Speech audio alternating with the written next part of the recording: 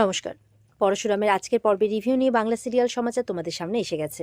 তো শুরুতেই যেটা আমরা দেখতে পাচ্ছি যে বলরামকে সঙ্গে নিয়ে আর সঙ্গের দলকে সঙ্গে নিয়ে পরশুরাম বাবা মহাদেবের মহাদেব সেজে পৌঁছে গেছে আবার ঘটনাস্থলে। তো সেখানে বলরাম রিভলভারটা দেখাচ্ছে, সেটা দেখে তো পরশুরাম অবাক যে এটা তো কোনো সার্ভিস রিভলভারই নয়, তুই এটা চিনতে ভুল করলি কী করে? তখন বলরাম বলছে তাই তো, আমি তো ব্যাপারটা লক্ষ্যই করিনি। বলে ভুল হওয়ার তো কথা নয়, এটা সার্ভিস রিভলভারই নয়। আর ভেতরে গুলি দেখছে মাত্র 3টে আছে, তার মানে 3টে খরচ হয়েছে। তখন পরশুরাম বুঝে যায় যে সৌরভই ওকে শ্যুটটা করেছিল। বলরাম বলছে হ্যাঁ তুই কী করে বলছিস? বলে আমি ওখানে আমাকে ওখানে ধরেছিল, আমি সেলফ ডিফেন্সে লড়াই করছিলাম, আর তটিনী এখান থেকে যদি গুলিটা চালাই তাহলে ওই গুলিটা ওই বাঁশের ওই বেড়াগুলোর ওখানে গিয়ে লেগেছে, সেটাই বলছে। যে একবার তটিনী রিভলভারের সাথে এই গুলিটাকে যদি ম্যাচ করে দেখানো যায়, আর যদি ম্যাচ করে যায় তাহলেই 2+2 4 হয়ে যাবে। তো এদিকে ভূমিকা বলছে, জিতকে প্রশ্ন করছে যে এটা তো শুনেছি ক্ষমতাশালী পরিবার, আপনাদের তো অনেক ক্ষমতা, তাহলে আয়ুষীকে এখনো পর্যন্ত বাড়িতে নিয়ে আসছেন না কেন? তো ভূমিকাকেই উল্টা ভূমিকার উপরে চিৎকার করে জিত বলছে যে that's none of your business, তাই বলছে। তো ত্রিপর্ণাকে বলছে ওকে এইসব ছেড়ে ওকে লক্ষ্মী বউয়ের মতো সংসার করতে বলো। এদিকে বাবিনও উল্টোপাল্টা বলছে যে তুমি মাত্রা ছাড়িয়ে যাচ্ছ। তো বাবিন বলছে যে মাত্রা ছাড়িও না, উনি তোমার শ্বশুরমশাই হন। বলে রাখো তো শ্বশুরমশাই, উনি যা খুশি তাই করে যাবেন আর আমাকে লক্ষ্মীমন্ত বউ হয়ে থাকতে হবে। ওদিকে তটিনীর এই অবস্থা, বাড়ির মেয়ের এই অবস্থা, কই উনি তো একবারও খোঁজ খবর নিচ্ছেন না। সত্যি আমার বাবা মা যে কোন পরিবার দেখে আমার বিয়ে দিল, এভাবে বলছে। তখন প্রাচী বলছে সত্যি তো, ওদিকে ছদ্দি ভাইয়ের এরকম অবস্থা, কাকাই তো একবারও গিয়ে খোঁজ খবর নিল না, বললেও না যে আমরা তোর পাশে আছি, উল্টে বরঞ্চ কর্ণ চ্যাটার্জি চোখের জল ফেলছে। তো প্রাচী বলছে যদিও বা সবটা নাটক। প্রার্থনা বলছে কোনটা নাটক? মিস্টার চ্যাটার্জির এতগুলো টাকা খরচা করছে সেটা নাটক, নাকি কোর্টে গিয়ে তটিনীর পাশে দাঁড়াচ্ছে সেটা নাটক? ভূমিকা বলছে হ্যাঁ সবটাই নাটক। যেমন ওই নন্দিনী যে নিজের বোনের কেস লড়ার জন্য এত এত টাকা নিচ্ছে, তা কত টাকা নিচ্ছ তুমি কোর্টে অ্যাপিয়ার করার জন্য? তো নন্দিনী বলছে ঠিক শহরের নামি দামি উকিলরা যা নিচ্ছে আমিও তাই নিচ্ছি।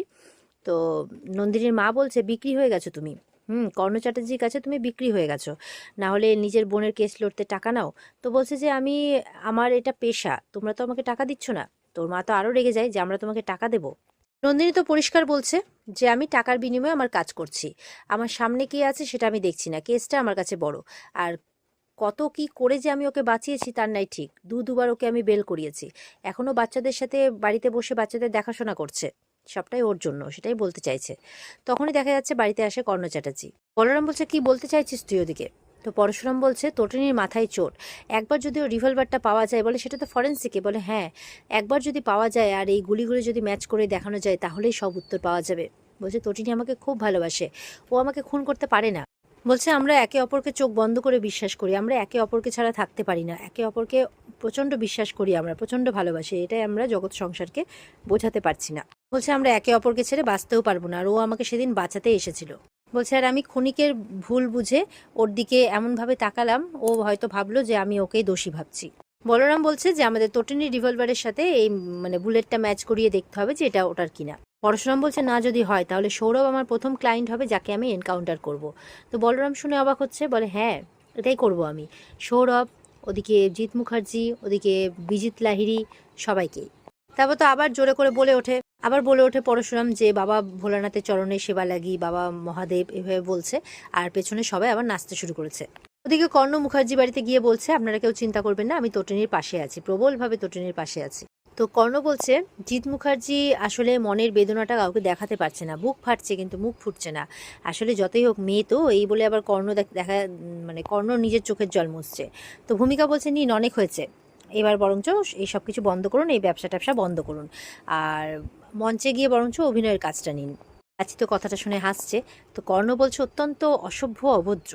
তো ভূমিকা বলছে কিছু কিছু মানুষের জন্য এটাই হওয়া উচিত। বলছে আপনি যদি আমার গুরুজন না হতেন, আপনাকে আমার বাড়িতে আমি চাপকে, তখন তো একদম অবাক হয়ে যায় কর্ণ, বড় বড় চোখ করে তাকাচ্ছে। জিৎ মুখার্জি বলছে শাট আপ, একদম চুপ করে থাকো তুমি। আরাধ্যা আর কবির আসে। আরাধ্যা বলছে ও কোনো ম্যানার্স জানে নাকি, গুরুজনদের সাথে কিভাবে কথা বলতে হয়?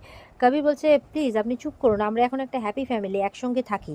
বলে হ্যাঁ জানি তো, তটিনী বলেছে যে সবাই তোমরা একসঙ্গে থাকো, আর লহরী চ্যাটার্জির মাথা চিবিয়ে খেয়ে এখন তোমরা বাচ্চা দুটোকেও স্কুল থেকে বের করবে, ভূমিকা বলছে। তো তটিনীর মাও বলছে কি বলছো তুমি ভূমিকা? বলে হ্যাঁ মামনি, তুমি জানো না যে এই সব কিছুই একটা নাটক, ওই পরিবারটার পেছনে উঠে পড়ে লেগেছে এরা, এই কর্ণ চ্যাটার্জি সবটা নাটক করছে। বলছে এই কর্ণ চ্যাটার্জি মুখে এক আর পেছনে এক, তাই বলছে। তো কর্ণ তো রেগে যাচ্ছে, এই ডোন্ট ক্রস ইউর লিমিট, এইভাবে বলছে। তো কর্ণ বলছে বেশি কথা বলো না, আমি দাঁড়িয়েছি তোমার মানে তটিনীর পাশে, এই পরিবার থেকে কিন্তু কেউ দাঁড়ায়নি, তুমিও দাঁড়াওনি, আর বেশি বড় বড় কথা বলছো। তো আরাধ্যা আমাকে রিকোয়েস্ট করেছিল যে ছদ্দি ভাইকে বাঁচাও, ছদ্দি ভাইকে বাঁচান। তো আমি আরাধ্যা লহরী ওদের কথাতেই এসেছি, কবিরের কথাতে কিন্তু শোধ নিতে আসিনি। যদি শোধ নিতে আসতাম তাহলে কবে শ্যুট করে ওকে পথ থেকেই সরিয়ে দিতাম। তখন ভূমিকা বলছে পারবেন না, সেটা আপনি করতে পারবেন না, কারণ আপনার আর তটিনীর মাঝখানে একটা প্রাচীর আছে। সবাই শুনে অবাক, প্রাচীর? জিৎ মুখার্জি বলছে কোন প্রাচীর? তো কার কথা বলছিস? বলে প্রাচীরের নাম পরশুরাম। তো নন্দিনী হাসছে, সেটা কি করে সম্ভব? সে তো কবেই সরে গেছে, গঙ্গার মাঝখানে তাকে ডুবিয়ে দেওয়া হয়েছে। তো বলছে সেটা তুমি কি করে জানলে? এটা তো একটা $1,000,000 প্রশ্ন, আমি অনেককেই করেছি কিন্তু কেউ উত্তর দিতে পারেনি। তবে জিৎ মুখার্জি মানে আমার শ্বশুরমশাইয়ের মুখে আমি একবার শুনেছিলাম, নাকি কর্ণ চ্যাটার্জির মুখে, এখন তোমার মুখে শুনছি। তো তোমরা কি করে জানলে যে তাকে গঙ্গার মাঝখানে ডুবিয়ে মারা হয়েছে? তার মানে কে মেরেছে? বিজিত লাহিড়ী ডুবিয়ে মেরেছে, নাকি সেখানে তোমরা উপস্থিত ছিলে? তোমরা নিজেরাই নিজের বাড়ির জামাইকে মানে পথ থেকে সরিয়ে দিয়েছো, তাকে খুন করেছো, আর বাড়ির মেয়েকে বিধবা বানিয়েছো। এইভাবে বলছে একদম ডিরেক্টলি।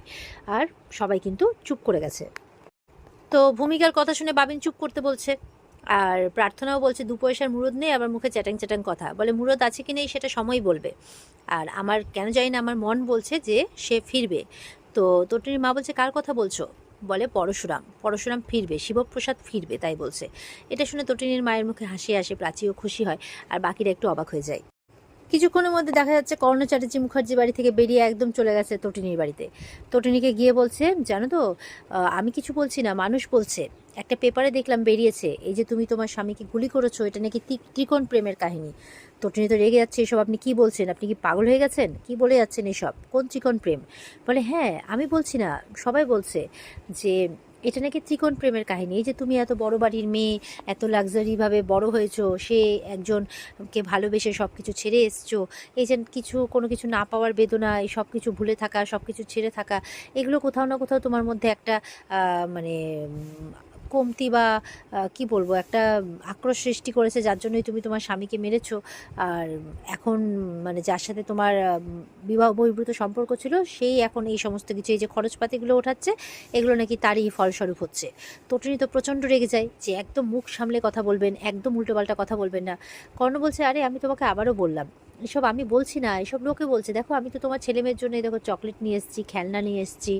বলছে আমি তোমাদের পাশে আছি, আমি কিন্তু দাঁড়িয়ে প্রতিবাদ করেছি, আমি কোর্টেও কিন্তু জজ সাহেবের সামনে দাঁড়িয়েও তোমার হয়ে প্রতিবাদ করেছি।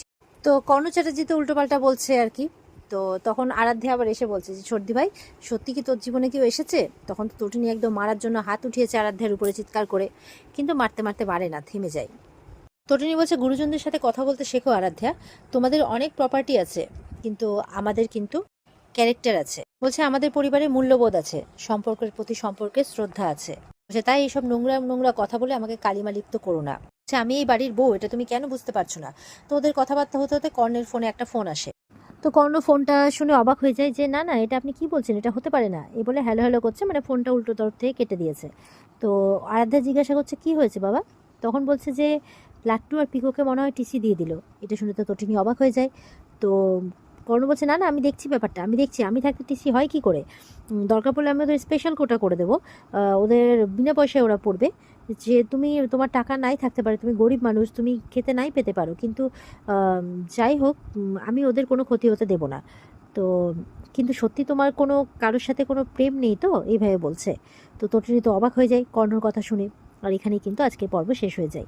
তো এই ছিল আজকের পর্বের রিভিউ। ভালো লেগে থাকলে লাইক কমেন্ট করে জানাবে, আর আমাদের সাথে জুড়ে থাকতে চ্যানেলকে সাবস্ক্রাইব করবে। পর্বের বিস্তারিত দেখতে অবশ্যই স্টার জলসার পর্দায় চোখ রাখবে। টাটা।